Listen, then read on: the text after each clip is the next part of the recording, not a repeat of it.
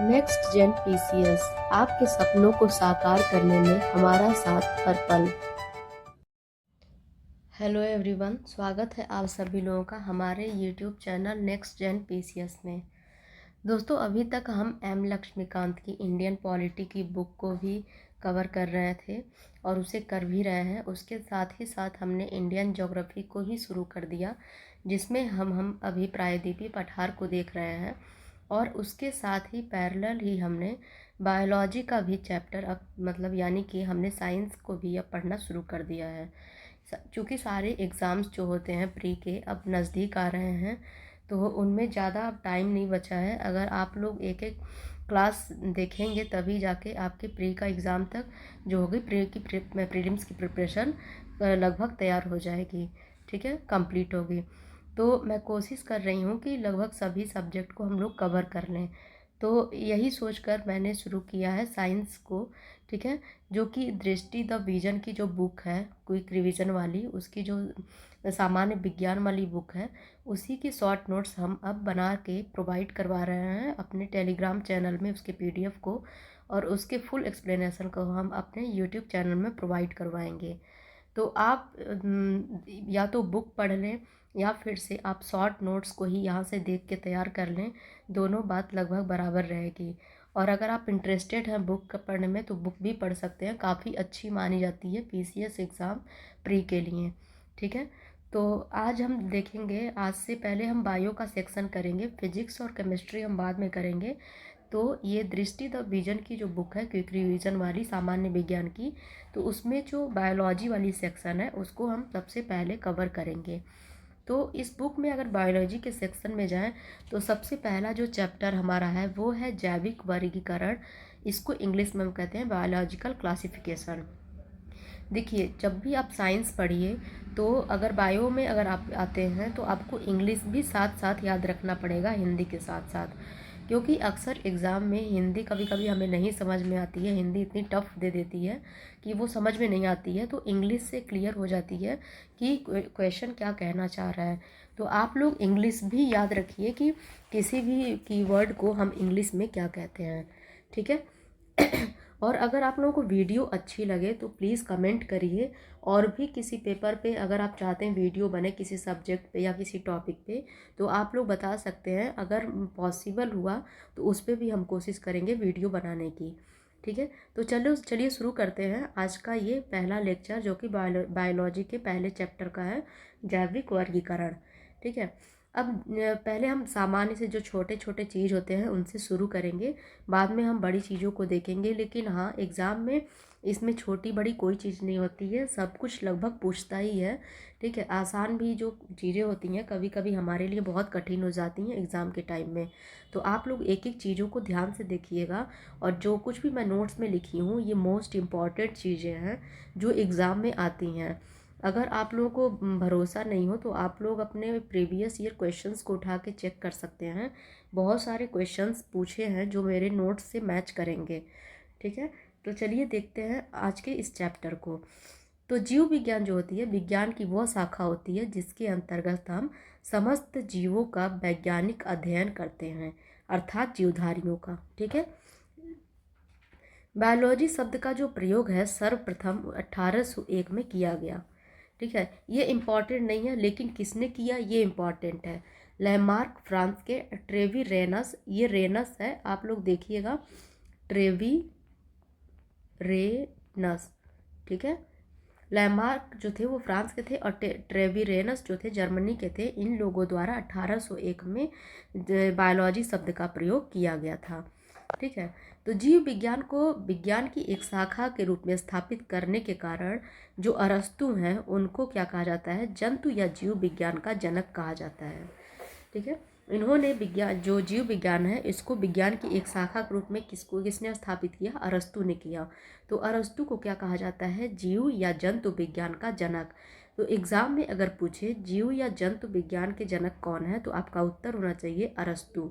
कितने लोग तो अरस्तु को केवल पॉलिटिकल साइंस का ही एक फिलोसफर समझ लेते हैं, लेकिन अरस्तु जो हैं एक, वो हमारे जीव विज्ञान के भी जनक माने जाते हैं। और इनकी बहुत ही फेमस पुस्तक थी हिस्टोरिया एनिमेलम। इनके पुस्तक की क्या नाम है, हिस्टोरिया एनिमेलम।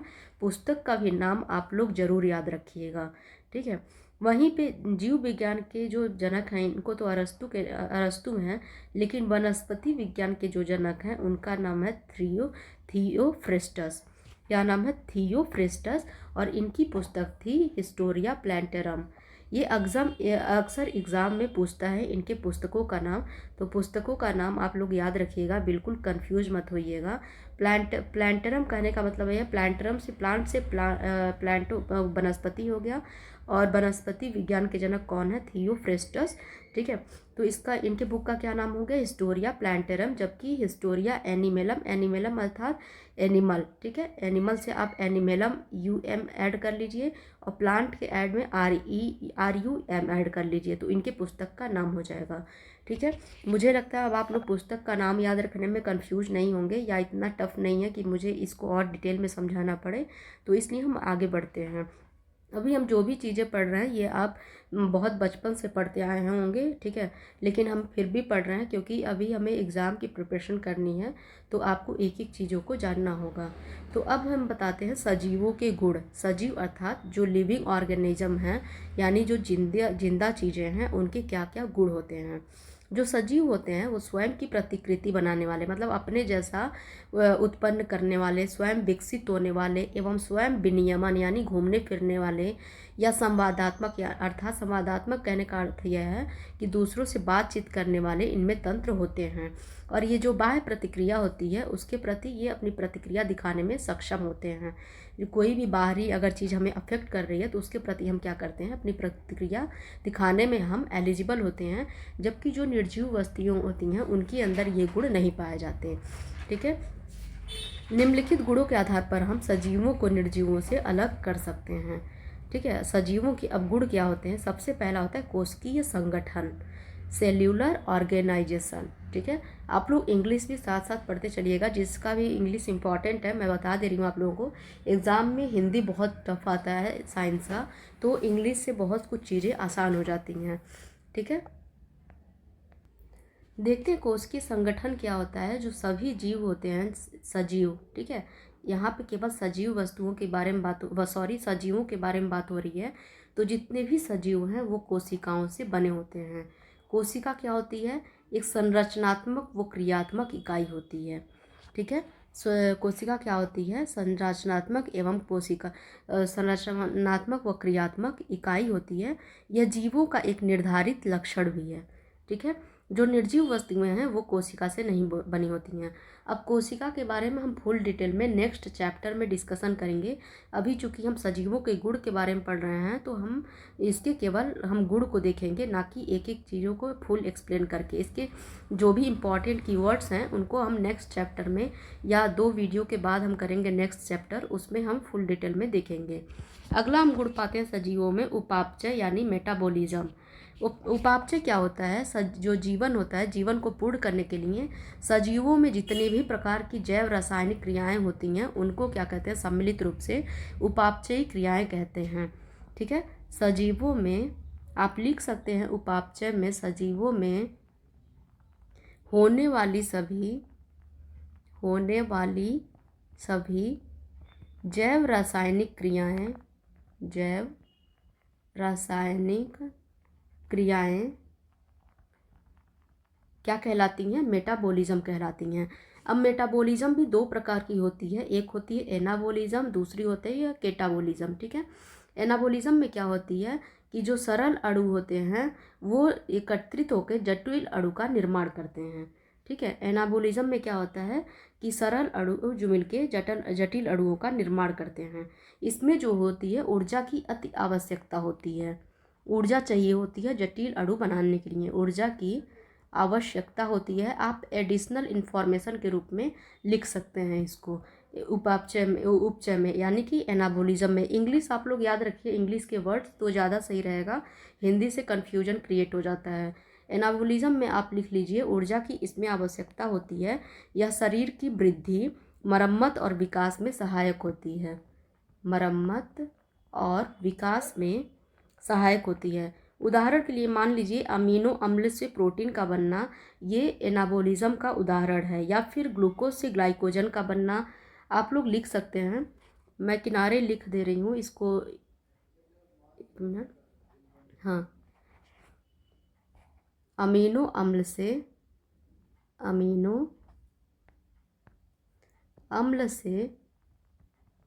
प्रोटीन का बनना और ग्लूकोज से ग्लाइकोजन का बनना, ग्लूकोज से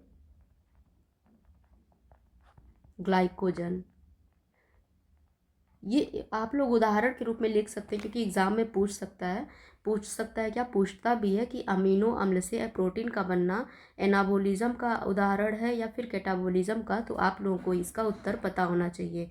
ठीक है, दूसरा हम देखते हैं कि कैटाबोलिज्म है। कैटाबोलिज्म में क्या होता है, जब शरीर बड़े और जटिल अणुओं को तोड़कर छोटे अणु बनाता है तो उसको क्या बोलते हैं, कैटाबोलिज्म कहते हैं। ठीक है, इसमें क्या होता है, ऊर्जा मुक्त होती है। इसमें क्या होती है, ऊर्जा मुक्त होती है। एनाबोलिज्म में ऊर्जा ग्रहण की जा रही है, ऊर्जा की आवश्यकता हो रही है, जबकि कैटाबोलिज्म में ऊर्जा जो हो रही है मुक्त हो रही है। शरीर को काम करने के लिए क्या होती है, ऊर्जा मिलती है इससे। ठीक है, उदाहरण के लिए मान लीजिए पाचन के दौरान भोजन क्या होती है, टूटती है। पाचन के दौरान भोजन का टूटना कैटाबोलिज्म का एक उदाहरण है। और दूसरा हो जाएगा हमारा श्वसन क्रिया में ग्लूकोज का टूटना। ठीक है, ये दोनों किसके उदाहरण हैं, कैटाबोलिज्म के। अब तीसरी और इम्पॉर्टेंट जो हमारी है सजीवों के गुण में, वो है वृद्धि। ठीक है, वृद्धि क्या है, इस प्रक्रिया के अंतर्गत भोजन का उपयोग कर सजीवों में नई कोशिकाओं का निर्माण होता है। हम भोजन का जब उपयोग करते हैं तो हमारे अंदर नई कोशिकाओं का निर्माण होता है और हमारे आकार और भार में वृद्धि होती है। जब नई कोशिका बनेगी तो आकार बढ़ेगा और उसके बाद से भार में भी वृद्धि होती है। फिर इसकी एक और विशेषता है प्रजनन की। ठीक है, जो सजीव होते हैं, सजीव अपने समान जीव उत्पन्न करने की क्षमता रखते हैं। निर्जीवों में ये क्षमता नहीं होती, ये आप लोग बचपन से पढ़ते आ रहे होंगे। सजीवों का जो है मुख्य सबसे प्रमुख गुण है प्रजनन की क्षमता, अपने जैसा उत्पन्न करने की क्षमता। इसके बाद है चेतना। ठीक है, चेतना कहने का ये अर्थ है कि हम बाहरी जो भी प्रतिक्रियाएं हो रही हैं उसके प्रति जो सजीव होते हैं अपनी प्रतिक्रिया करते हैं। इनके अंदर सेंसिटिविटी होती है, अर्थात संवेदनशीलता होती है। जैसे कि प्रकाश, ताप, जल, गुरुत्व आदि पर हम क्या करते हैं, प्रतिक्रिया करते हैं, जो बाहरी उद्दीपन है। ठीक है, इनमें क्या होती है, गति भी होती है। सजीवों में गति होती है आंतरिक रूप से और बाह्य रूप से, और ये पौधे व जंतु दोनों में पाई जाती है। पौधे में कहने का तात्पर्य ये नहीं है कि पौधे एक स्थान से दूसरे स्थान पर चले जाएं। पौधों में आंतरिक गति पाई जाती है जो उनके पत्तों में दिखाई पड़ती है। ठीक है, इसके बाद है पोषण, जो कि ऊर्जा प्राप्त करने की एक प्रक्रिया है, ये भी सजीवों का एक प्रमुख गुण है। और एक है उत्सर्जन, ये भी सजीवों की एक प्रमुख प्रक्रिया है जिसमें हम अपशिष्ट पदार्थों का निष्कासन करते हैं। ये सारे हो गए हमारे सजीवों के मुख्य गुण। ठीक है, अब हम देखते हैं पादप एवं जंतु। चूंकि दोनों सजीव हैं लेकिन दोनों में कुछ अंतर भी हैं। ठीक है, तो उन अंतरों को देखेंगे कि क्या क्या इन दोनों में अंतर है पादप और जंतु में। पादप अर्थात पौधे, जंतु मतलब प्राणी। ठीक है, तो इनकी बारी बारी हम इनकी विशेषताओं को देखते हैं। पहला है कोशिका भित्ति। कोशिका भित्ति को इंग्लिश में बोलते हैं सेल वॉल। ठीक है, सेल वॉल हम देखते हैं पौधों में पाया जाता है या नहीं, जंतुओं में पाया जाता है नहीं। देखिए, ये पौधों में पाया जाता है कोशिका भित्ति, जो कि सेल्यूलोज से बना होता है। ये बहुत ही इम्पॉर्टेंट है, एग्जाम में अक्सर पूछ लेता है कि जो कोशिका भित्ति है पौधों में जो पाया जाता है वो किससे बना होता है, तो आपको पता रहना चाहिए वो सेल्यूलोज से बना होता है। ठीक है, और जंतु कोशिकाओं में अगर कोशिका भित्ति की बात करें तो जंतु कोशिकाओं में इसकी जगह कोशिका झिल्ली पाई जाती है, ना कि कोशिका भित्ति। कोशिका झिल्ली, कोशिका भित्ति, इन सभी चीज़ों को हम अगले चैप्टर में करेंगे। पहले बता दूँ, जो चीज़ मुझे यहाँ ज़रूरी लगेगा समझाना वो मैं आपको समझा दूंगी, बाकी जो चीज़ें नेक्स्ट चैप्टर में हैं वहीं पे हम उसको अच्छे से समझेंगे। ठीक है, दूसरा देखते हैं क्लोरोप्लास्ट। अब क्लोरोप्लास्ट क्या होता है, क्लोरोप्लास्ट में क्लोरोफिल की उपस्थिति के कारण पादप जो होते हैं हरे रंग के कारण होते हैं, इसलिए ये पौधों में पाई जाती है। और ये हम बचपन से पढ़ते आ रहे हैं कि पौधों में जो क्लोरोप्लास्ट पाई जाती है इसी की वजह से हमारे पौधे हरे रंग के दिखाई देते हैं। जबकि ये जंतुओं में नहीं पाई जाती है। ये अंतर आप लोग बिल्कुल ऐसे ही ब्रैकेट बना के लिख लीजिए, या आपको जैसे भी आसान लगे वैसे ही लिख लीजिए, क्योंकि एग्ज़ाम में ये सब कुछ स्टेटमेंट बेस्ड क्वेश्चन में पूछ सकता है, या फिर से ऑप्शनल में भी जो ऑब्जेक्टिव होते हैं उसमें भी पूछ सकता है। अगली हम विशेषता देखते हैं रसधानी। ठीक है, रसधानी में क्या होता है, पादप कोशिकाओं में बड़ी रसधानियाँ पाई जाती हैं। ठीक है, जो कोशिका द्रव्य से भरी होती हैं। पादप में बड़ी बड़ी पाई जाती हैं और ये कोशिका द्रव्य से भरी होती हैं, जबकि जंतु कोशिकाओं में पादप की तुलना में छोटी रसधानियाँ पाई जाती हैं, लेकिन पाई जाती हैं। ठीक है, इन दोनों में पादप रसधानी पाई जा रही है। उसके बाद से तारक काय, जिसको हम सेंट्रोसोम कहते हैं, ये कुछ पादपों में तो उपस्थित रहती है और कुछ पादपों में अनुपस्थित रहती है, और जंतु कोशिकाओं में अक्सर ये केंद्रक के पास होती हैं तथा कोशिका विभाजन में ये बहुत सहायक होती हैं। क्या चीज़, तारक काय अर्थात सेंट्रोसोम, सेंट्रोसोम। ठीक है, उसके बाद से हम देखते हैं पोषण के बारे में। अगर हम बात करें तो जो पौधे होते हैं स्वयं अपना भोजन तैयार करते हैं, इसलिए इनको क्या कहते हैं, स्वयंपोषी। जबकि जो जंतु होते हैं अपने भोजन के लिए दूसरे पर निर्भर रहते हैं, इसलिए इसको क्या कहते हैं, परपोषी। लेकिन युगलीना जो है इसका एक अपवाद है। युगलीना जंतु होते हुए भी ये अपना भोजन स्वयं बनाता है, क्योंकि युगलीना में क्लोरोफिल होता है। ठीक है, युगलीना में क्या होता है, क्लोरोफिल होता है, इसलिए ये प्रकाश संश्लेषण करके अपना भोजन बनाती है। ठीक है, और इसको क्या कहते हैं, स्वपोषी कहते हैं। तो अगर आपसे एग्ज़ाम में क्वेश्चन पूछ ले कि जंतु में ऐसे किसी जंतु का नाम बताइए जो परपोषी ना होकर स्वपोषी है, तो उसका क्या नाम है, युगलीना। ठीक है, अंधेरे में जब प्रकाश नहीं मिलता तब ये घुले हुए कार्बनिक पदार्थों से भोजन बना लेती है। ठीक है, अगला देखते हैं गति इनमें। ठीक है, कि गति के संबंध में पादप और जंतु में क्या अंतर है। जो पादप होते हैं वो मृदा में अक्सर स्थिर होते हैं, मृदा अर्थात मिट्टी में जमे होते हैं। लेकिन इसका एक अपवाद है शैवाल, जिसको हम क्लेमाइडोमोनास भी कहते हैं। शैवाल जो होते हैं ये जल में होते हैं, ना कि मिट्टी में। ठीक है, और इसमें जंतुओं में क्या होती है, जंतुओं में ये गति पाई जाती है, लेकिन कोरल और स्पंज जो हैं ये इसके अपवाद होते हैं, क्योंकि कोरल जो हैं स्थिर जीव हैं और भोजन के लिए ये गति नहीं करते हैं। ये अपने टेंटिकल से भोजन पकड़ते हैं। किससे, कोरल टेंटिकल से भोजन पकड़ते हैं।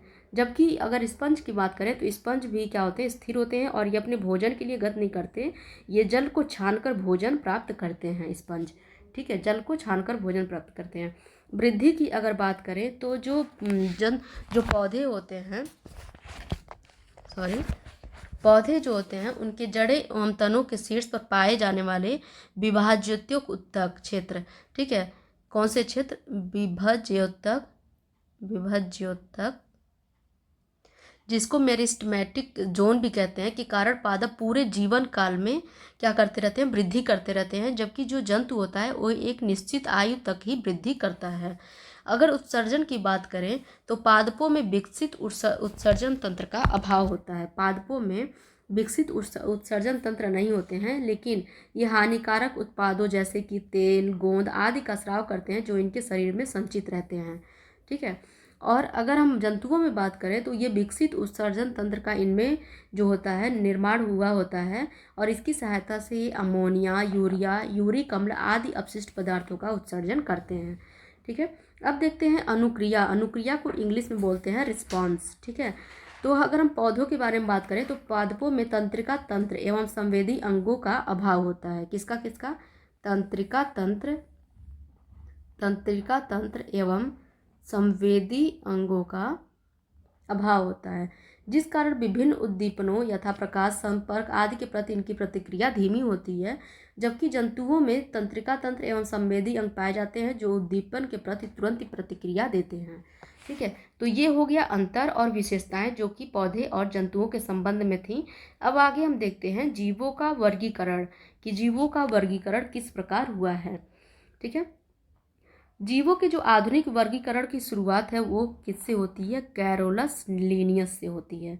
इनकी कौन सी सिद्धांत थी, द्विजगत प्राणी का सिद्धांत था इनका। ठीक है, इनकी कौन सी सिद्धांत थी, द्विजगत सिद्धांत इनकी थी।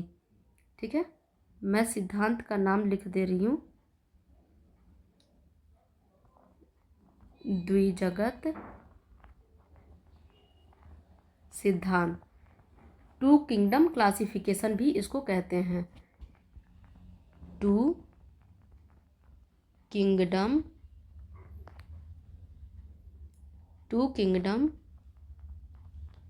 क्लासिफिकेशन। उन्होंने जीवों को जंतु जगत और पादप जगत में बांटा। कौन कौन से जगत में बांटा?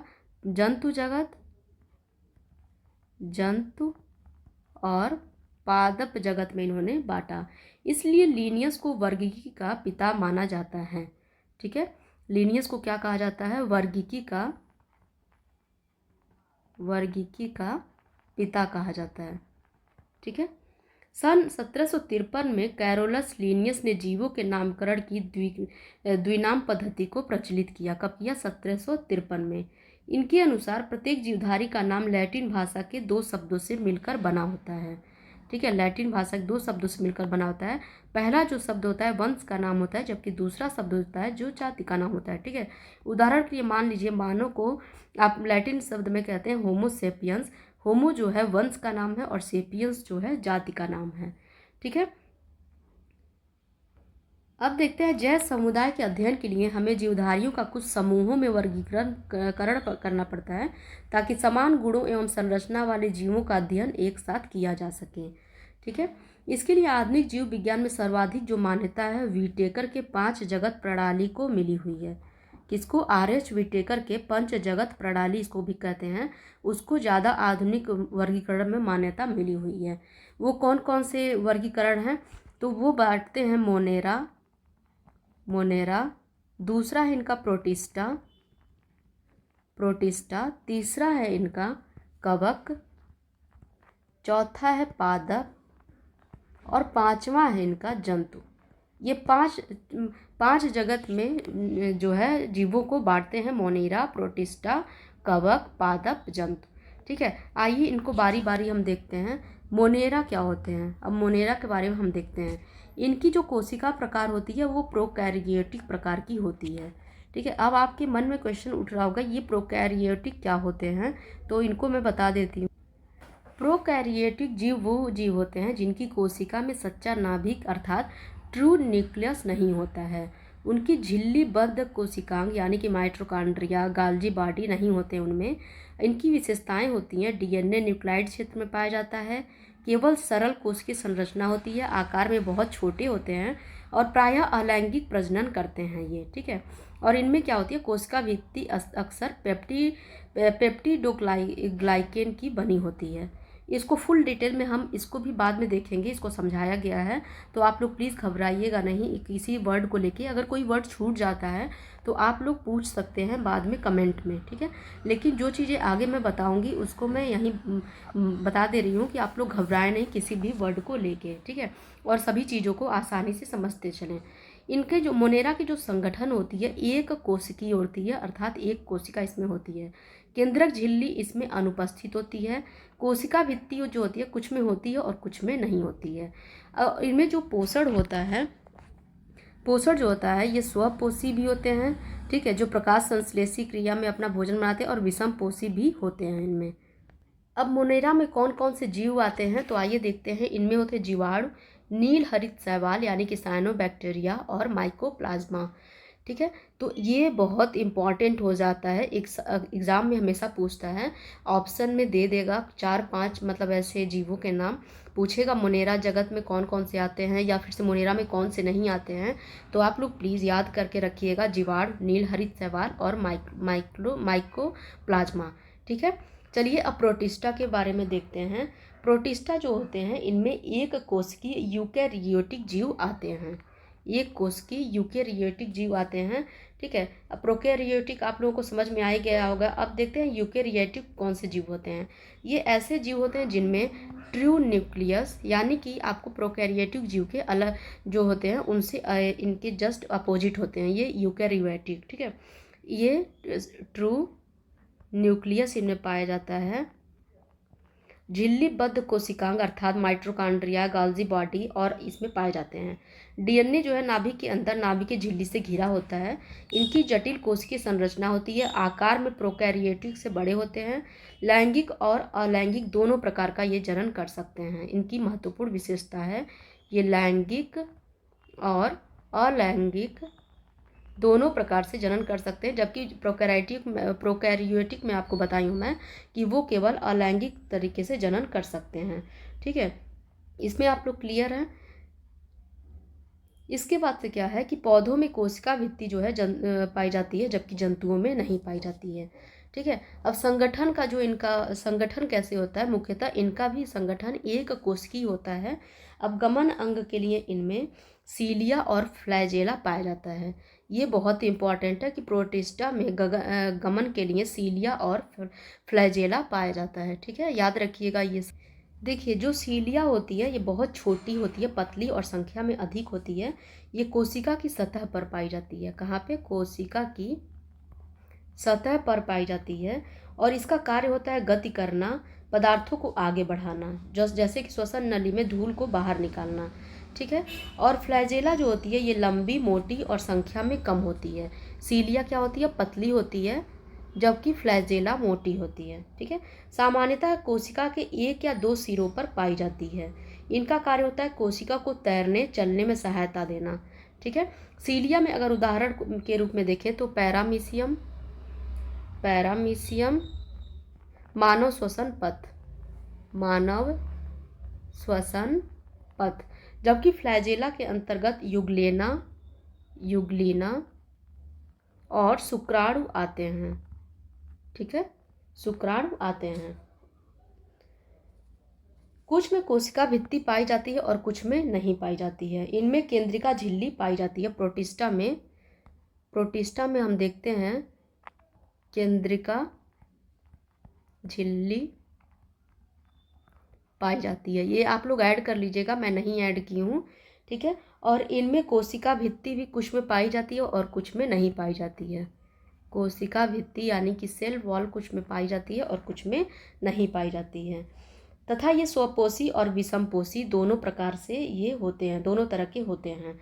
उदाहरण के लिए आप देख लीजिए कि उदाहरण मतलब प्रोटिस्टा में कौन कौन से आते हैं। एक कोशिकीय शैवाल, diatom, protozoa, euglena, paramecium, chlorella, amoeba, ये सारे क्या हैं? प्रोटिस्टा जगत के जीव हैं। ठीक है, इसको भी आप लोग याद रखिएगा। अब आगे हम देखते हैं कवक। ठीक है, ये बहुकोशिकीय यूकैरियोटिक जीव होते हैं। इनका जो संगठन स्तर है बहुकोशिकीय होता है और ये यूकैरियोटिक जीव होते हैं, जिनमें एक सच्चा नाभिक यानी कि ट्रू न्यूक्लियस होता है और इसमें जो एक सच्चे केंद्रक में पाया जाता है वो सब कुछ इसमें भी पाया जाता है। ये विषमपोषी होते हैं। ठीक है, जो पोषण के लिए सड़े गले कार्बनिक पदार्थों पर निर्भर होते हैं, इसलिए इनको हम मृतजीवी भी कहते हैं। ठीक है, कि पोषण के लिए ये सड़े गले कार्बनिक पदार्थ, ये कार्बनिक पदार्थ, इसको आप लोग याद रखिएगा। कार्बनिक और अकार्बनिक होता है, तो ये अकार्बनिक जो पदार्थ होते हैं सड़े गले, उन पर ये निर्भर होते हैं। इनमें से कई अपने जीवन की एक विशिष्ट अवस्था में बहुकोशिकीय क्षमता प्राप्त कर लेते हैं। बहुत से ऐसे होते हैं जो अपनी जीवन की अवस्था में बहुकोशिकीय बन जाते हैं। इन कवकों में काइटिन नामक जटिल शर्करा की बनी होती है। जो कोशिका भित्ति होती है, काइटिन नामक एक जटिल शर्करा से इनकी कोशिका भित्ति बनी होती है। तो अगर आपसे पूछे कि काइटिन क्या है, तो ये एक प्रकार की जटिल शर्करा है। ठीक है, एक प्रकार की जटिल शर्करा है। ठीक है, तो ये जो कोशिका भित्ति है काइटिन नामक जटिल शर्करा से बनी होती है। तो इसमें सेल्यूलोज जो है वो उपस्थित नहीं है, इसमें सेल्यूलोज जो है अनुपस्थित है। तो आप लोग बिल्कुल इसमें क्लियर रहिएगा कि इसकी जो कोशिका भित्ति है काइटिन नामक जटिल शर्करा से बनी हुई है। ठीक है, ना कि सेल्यूलोज से। अब इसके उदाहरण में अगर देखें हम, तो उदाहरण में ईस्ट, पेनिसिलियम, मशरूम आदि इस जगत के सदस्य हैं। ठीक है, अब आते हैं पादपों के बारे में। पादप और जंतु, इनको तो हम पूरा एक्सप्लेन करेंगे नेक्स्ट वीडियो में। पूरा वीडियो जो होगा अगला वाला इसी पे डेडिकेट होगा, लेकिन यहाँ पे हम थोड़ा सा ऐसे ही देख लेते हैं। पादप जो होते हैं बहुकोशिकीय होते हैं, स्वपोषी होते हैं, प्रकाश संश्लेषण क्रिया करते हैं और इनकी कोशिका भित्ति सेल्यूलोज से बनी होती है। जंतु जो होते हैं बहुकोशिकीय होते हैं, विषमपोषी होते हैं, कोशिका भित्ति इनमें नहीं पाई जाती है, जबकि गमन क्षमता इनमें पाई जाती है। ठीक है। अब क्या होते हैं, कुछ सूक्ष्म जीव भी होते हैं जिनको माइक्रो ऑर्गेनिज्म भी कहते हैं। ठीक है। तो इनको संरचना के आधार पर इनका वर्गीकरण किया गया है सूक्ष्म जीवों को। तो कौन कौन से हैं, तो एक तो हो गया सब सेल्यूलर, दूसरा हो जाएगा प्रोकैरियोटिक, तीसरा हो जाएगा यूकैरियोटिक और एक अंतिम हो जाएगा कवक। ठीक है। कवक हो जाएगा, फिर प्रोटोजोआ, नहीं कवक और प्रोटोजोआ तो आपके आ जाएंगे यूकैरियोटिक में। ठीक है। तो 3 प्रकार के मुख्य रूप से आपके सूक्ष्म जीवों को देखने को मिलते हैं, सब सेल्यूलर, प्रोकैरियोटिक और यूकैरियोटिक। तो चलिए समझते हैं इनको बारी बारी। सब सेल्यूलर क्या होती है। सब सेल्यूलर जो होती है, इस प्रकार की संरचना में डीएनए या आरएनए एक प्रोटीन आवरण द्वारा घिरा होता है। ठीक है। इस प्रकार से सब सेल्यूलर जो सूक्ष्म जीव होते हैं उनमें डीएनए या आरएनए जो होता है प्रोटीन आवरण से घिरा होता है। जैसे विषाणु, ठीक है, इसमें कौन आते हैं, जैसे कि विषाणु आते हैं। ये जो होते हैं सूक्ष्म आकार के होते हैं, परंतु ये अपना पोषण स्वयं नहीं करते हैं। जो विषाणु होते हैं अपना पोषण स्वयं नहीं करते हैं, इसके लिए इन्हें मेजबान की आवश्यकता होती है, यानी कि होस्ट पर निर्भर ये करते हैं। ठीक है। इसलिए इन्हें मेजबान की आवश्यकता होती है। विषाणु पौधों तथा जीवों में गुणन कर वृद्धि कर सकते हैं। ठीक है। ये क्या, किसमें, पौधे, जो विषाणु होते हैं पौधों और जीवों में गुणन कर वृद्धि कर सकते हैं। ठीक है। दोनों में वृद्धि ये कर सकते हैं। इन्हें निर्जीव एवं सजीव के बीच की कड़ी भी कहा जाता है। ठीक है। किसको, सब सेल्यूलर को निर्जीव एवं सजीव के बीच की कड़ी कहा जाता है। और सब सेल्यूलर का एग्जाम्पल कौन है, विषाणु है। ठीक है। वायरस की खोज किसने की थी, दमित्री इवानोव्स्की ने की थी 1892 में। तंबाकू में मोजैक रोग की खोज के दौरान इसकी विषाणु की खोज हुई थी। ये बहुत इंपॉर्टेंट है, एग्जाम में पूछता रहता है। इसमें जो भी मैं पढ़ा रही हूँ ना, सब कुछ इंपॉर्टेंट है, आप लोगों को एक एक चीज़ याद रखना होगा। ठीक है। अगर प्री क्लियर करना है तो मेंस में इन्हीं चीज़ों को आप अगर फैक्चुअल याद रहेगा तभी आप मेंस में आंसर भी लिख पाएंगे। सब कुछ आप केवल थ्योरी करके नहीं लिख पाएंगे, आपको फैक्चुअल बहुत चीज़ें चाहिए होती हैं। ठीक है। तो जो दमित्री इवानोव्स्की हैं, तंबाकू में मोजैक रोग की जब खोज किए थे, उसी समय इन्होंने विषाणु की खोज की थी। और विषाणु जो होता है निर्जीव और सजीव के बीच में कड़ी होता है, स्वयं पोषण नहीं करता है, ये मेजबान पर निर्भर होता है और ये अति सूक्ष्म होता है। ठीक है। अब विषाणु जनित कुछ रोग भी होते हैं, जैसे कि जुकाम, फ्लू, खांसी, पोलियो, खसरा। पोलियो और खसरा जैसी खतरनाक बीमारियां भी वायरस के कारण ही होती हैं। अगला है हमारा प्रोकैरियोटिक। ठीक है। इनकी कोशिका संरचना साधारणतः होती है, इसमें केंद्रक एवं उपांग उपस्थित नहीं होते हैं। केंद्रक और उपांग अनुपस्थित होते हैं। ठीक है। जैसे कि जीवाणु, इसके जो उदाहरण हैं, इसका उदाहरण है जीवाणु। ठीक है। प्रोकैरियोटिक का ये मोनेरा जगत के अंतर्गत वर्गीकृत किए गए हैं। किसके अंतर्गत, मोनेरा जगत के अंतर्गत इनको वर्गीकृत किया गया है। मोनेरा को मैं पहले समझा दी हूँ। ठीक है। कुछ बैक्टीरिया जैसे नॉस्टॉक एवं एनाविना, कौन से, नॉस्टॉक एनाविना, नाइट्रोजन का स्थिरीकरण कर सकते हैं। ठीक है। जब हमारे ज़मीन में उसको उपजाऊ बनाने के लिए नाइट्रोजन का स्थिरीकरण बहुत आवश्यक होता है, तो इसके लिए नॉस्टॉक एवं एनाविना की आवश्यकता होती है। ये जो होते हैं नाइट्रोजन, फास्फोरस, आयरन, सल्फर जैसे पोषक तत्वों के पुनर्चक्रण में महत्वपूर्ण भूमिका निभाते हैं। कौन, नॉस्टॉक एनाविना। ठीक है। अब हम देखते हैं यूकैरियोटिक के बारे में। इसकी कोशिका संरचना जटिल होती है थोड़ा। ठीक है। जिसमें केंद्रक एवं विशेषीकृत उपांग उपस्थित होते हैं। ये दोनों इसमें क्या है, उपस्थित होते हैं। जैसे प्रोटोजोआ, कवक और शैवाल। ठीक है। प्रोटोजोआ, कवक और शैवाल इसमें आते हैं। अब कवक क्या होते हैं, कवक जो होते हैं परपोषी मृतजीवी होते हैं, यानी कि जो कार्बनिक पदार्थ है सड़े गले, उन पे ये निर्भर होते हैं। इनमें जनन किस प्रकार से होती है, कायिक विखंडन द्वारा। ठीक है। कायिक खंडन द्वारा, विखंडन द्वारा और मुकुलन द्वारा। इन तीनों का अर्थ हम बाद में एक्सप्लेन करके समझेंगे। और अगर आपको लगता है इसी वीडियो में मुझे समझाना चाहिए या इसके नेक्स्ट पार्ट में इन शब्दों का अर्थ समझाना चाहिए तो आप कमेंट बॉक्स में कमेंट कर सकते हैं, क्योंकि अभी इस चैप्टर का एक अभी पार्ट बचा रहेगा। ये अभी इसका पहला पार्ट है आज का वीडियो, ठीक है। इनका जो उपयोग होता है कवक का, मुख्य रूप से ब्रेड और बियर आदि बनाने में होता है। कुछ कवक जो होते हैं मानव स्वास्थ्य के लिए हानिकारक होते हैं, ठीक है। गंजापन, दमा एवं दाद खाज का एक प्रमुख कारण कवक ही ऐसे जो रोग होते हैं कवक के कारण ही होते हैं। इसके अलावा जो फसलों के भी कई रोग जो होते हैं कवक के कारण फैलते हैं।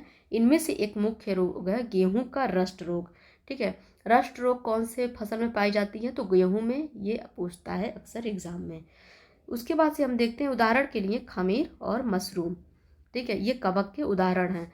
अब हम देखते हैं प्रोटोजुआ के बारे में। प्रोटोजुआ जो होते हैं ये भी परपोषी होते हैं। इनका जो पोषण का स्वभाव होता है ये परपोषी होते हैं, ठीक है, यानी कि ये अन्य जीवों पर निर्भर होते हैं। इनसे क्या होती है, ट्रिपैनोसोमा नामक एक निद्रा रोग होती है, ठीक है। ये डिप्लोसोमा ना होकर ट्रिपैनोसोमा है, ट्रिपैनोसोमा, ठीक है। ये एक प्रकार की निद्रा रोग है। ये किसके कारण होती है, ये होती है प्रोटोजोआ के कारण। साथ ही मलेरिया और पेचिस जैसे रोग भी किसके कारण होते हैं, प्रोटोजोआ के कारण होते हैं। बीमारी ये जो हैं किसके कारण हो रहे हैं ये अक्सर पूछता है, प्रोटोजोआ, कवक, वायरस, ये सभी जो हैं पूछता रहता है एग्जाम में। तो आप एक एक चीज़ों को नोट करते चलिएगा, ठीक है। अब हम देखते हैं नोट में, हम देखते हैं सर्दी जुकाम व फ्लू में एंटीबायोटिक दवाओं का जो दवाएं होती हैं वो प्रभावी नहीं होती हैं, ठीक है। तो ये रहा आज का हमारा पहला लेक्चर साइंस में जिसमें हम क्या कर रहे थे, बायोलॉजी का चैप्टर अभी हम कवर कर रहे हैं। तो इसका पहला चैप्टर का ये फर्स्ट पार्ट था। इसका सेकेंड पार्ट जो है नेक्स्ट वीडियो में आएगा। आपको ये वीडियो कैसा लगा प्लीज़ आप लोग कमेंट में बताइए, ताकि मैं भी मोटिवेट रहूँ और मुझे लगे कि हाँ और भी इस पर वीडियो बनानी चाहिए। और एग्ज़ाम MPPCS का आप लोगों को पता होगा 26 अप्रैल को है। तो जितने PCS के एग्ज़ाम्स होते हैं सिलेबस लगभग GS का सेम होता है। तो अगर आप लोगों को लगता है कि उसके लिए अलग से वीडियो कुछ मतलब MP स्पेशल या बिहार स्पेशल या फिर UP स्पेशल अलग से बनानी चाहिए वीडियो, तो आप लोग कमेंट में बता सकते हैं, ठीक है। मिलते हैं अगले वीडियो में, तब तक के लिए नमस्कार।